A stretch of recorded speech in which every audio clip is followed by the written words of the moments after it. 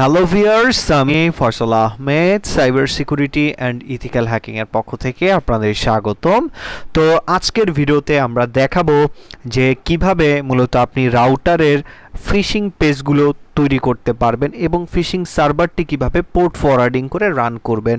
তো চলুন শুরু করা যাক। তো আজকে আমরা যে রাউটারগুলো নিয়ে কাজ করব সেটি হচ্ছে টেন্ডা, টিপি লিঙ্ক এবং মার্কিউসিস। এই তিনটা রাউটার বাংলাদেশে ব্যবহার করা হয় ম্যাক্সিমাম টাইমে। তো এইগুলোর যে ফিশিং পেজটা অ্যাডমিন প্যানেলের, সেটা আমরা আজকে আপনাদের রান করে দেখাবো। তো চলুন শুরু করা যাক। তো প্রথমেই আপনি যে কাজটি করবেন, প্রথমে প্লে স্টোরে চলে যাবেন। প্লে স্টোর থেকে টারম্যাক্স অ্যাপসটি ইনস্টল করে নেবেন। টারম্যাক্স অ্যাপসটি ইনস্টল করার পরে আপনি প্রথমে যে কমেন্টটি রান করবেন সেটা হচ্ছে পিকেজি আপডেট -y দিয়ে এন্টার করে দেবেন। আপনার এখানে আপডেট হবে। তো আপডেট হওয়ার মধ্যে আমরা আরেকটা কাজ করে আসি। আমাদের ভিডিও ডিসক্রিপশনে একটি ডাউনলোড লিঙ্ক দেখতে পারবেন। সেখান থেকে আপনি একটি রাউটার নামের যে ফাইলটি ডাউনলোড করবেন। তারপরে গুগল সার্চ অপশনে গিয়ে আপনারা ngrok লিখে সার্চ দিবেন পোর্ট ফরওয়ার্ডিং এর জন্য।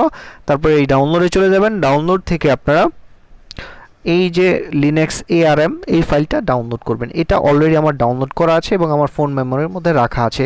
এবং রাউটার নামের যে জিপ ফাইলটা আছে সেটাও আপনারা ডাউনলোড করে আপনাদের এই যে ফোন মেমোরির মধ্যে রেখে দিবেন। তো এই যে দেখতে পাচ্ছেন আমার এখানে দুটো জিপ ফাইল আছে। তো এই দুটো জিপ ফাইলের আপনাকে এক্সট্র্যাক্ট করতে হবে।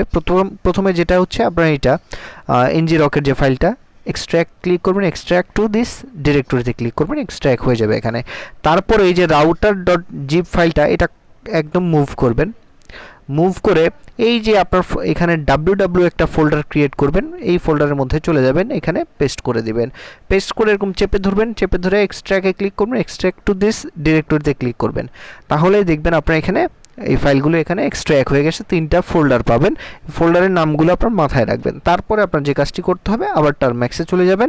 আপনার যখন সিস্টেমটি এরকম আপ টু ডেট হয়ে যাবে তখন আপনি যে কাজটি করবেন, আরও একটি কমান্ড রান করবেন, সেটা হচ্ছে পিকেজি ইনস্টল php-y দিয়ে এন্টার করে দিবেন। আপনার এখানে এই পিএইচপির প্যাকেজটি ইনস্টল হয়ে যাবে। তো ইনস্টল হওয়ার পর আপনি যে কাজটি করবেন, একে এরকম করে চেপে ধরবেন। চেপে ধরে এটাকে টারম্যাক্সকে স্টোরেজ পারমিশন দিবেন। এই যে এখানে গিয়ে স্টোরেজ পারমিশনটা দিয়ে নেবেন। তো দেওয়ার পরে আপনারা আবার টারম্যাক্সে চলে আসবেন। টারম্যাক্সে যাওয়ার পরে ls লিখে এন্টার করলেই এখানে দেখতে পাচ্ছেন আমার ngrok ফাইলটা আছে। তো এইটা আপনাদের থাকবে না। এটা কিভাবে নিয়ে আসবেন এখানে, এটা আমি রিমুভ করে দিচ্ছি। এই কমেন্টটা আপনাদের দেওয়ার দরকার নাই। rm লিখে আমরা এটা পেস্ট করে দিলাম, এটা রিমুভ হয়ে যাক। আমরা যখনই এখন এক্সিট দিয়ে বেরোয় যাব, exit বেরোয় গেলাম। তো আমরা টারম্যাক্সে ঢুকলে এখন আমরা যদি ls লিখি, তো আপনারা দেখবেন ngrok এর ফাইলটা নাই। ngrok এর ফাইলটা আমাদের এখানে নিয়ে আসতে হবে। এর জন্য আমরা যে কমেন্টটা ব্যবহার করব সেটা হচ্ছে cp/ngrok/home লিখে এন্টার করলে আপনি এখানে ngrok ফাইলটা চলে আসবে। এখন আপনি ls লিখে এন্টার করলে দেখবেন ngrok এর ফাইলটা চলে আসছে। এটাকে গ্রিন কালার করার জন্য chmod 7 দিয়ে ngrok এর নামটা এখানে কপি করে পেস্ট করে দিবেন। দিয়ে এন্টার করলে এটা এক্সিকিউট পারমিশন পেয়ে যাবে। ls করলেই আপনারা দেখবেন এটা গ্রিন কালার হয়ে গেছে। তো এখন আপনি সার্ভারটা কিভাবে রান করবেন, সার্ভারটা রান করার জন্য আপনি চলে যাবেন নিউ সেশনে আপনি এখানে লিখবেন php বড় হাতের s, অবশ্যই বড় হাতের s দিবেন। তারপর 127.0.0.1 ক্লোন দিয়ে 8080। তারপরে -t দিবেন। t দিয়ে আপনার ওই ফোল্ডারের ঠিকানাটা দিয়ে দিবেন। সেটা হচ্ছে /sdcard/www/ আপনি যদি টিপি লিঙ্কের রাউটারের ফেক পেজ তৈরি করতে চান তখন টিপি লিখবেন, লিখে এন্টার করে দিবেন। এন্টার করে দিলে আপনার সার্ভারটি রান হয়ে যাবে। জাস্ট এই যে অ্যাড্রেসটা আছে, এই অ্যাড্রেসটা কপি করে আপনি যদি কোনো ব্রাউজারে পেস্ট করেন, ব্রাউজারে পেস্ট করে আপনি দেখতে পারবেন যে আপনার সার্ভারটা রান হয়েছে কিনা। তো দেখতে পাচ্ছেন সার্ভারটা আমাদের রান হয়ে গেছে।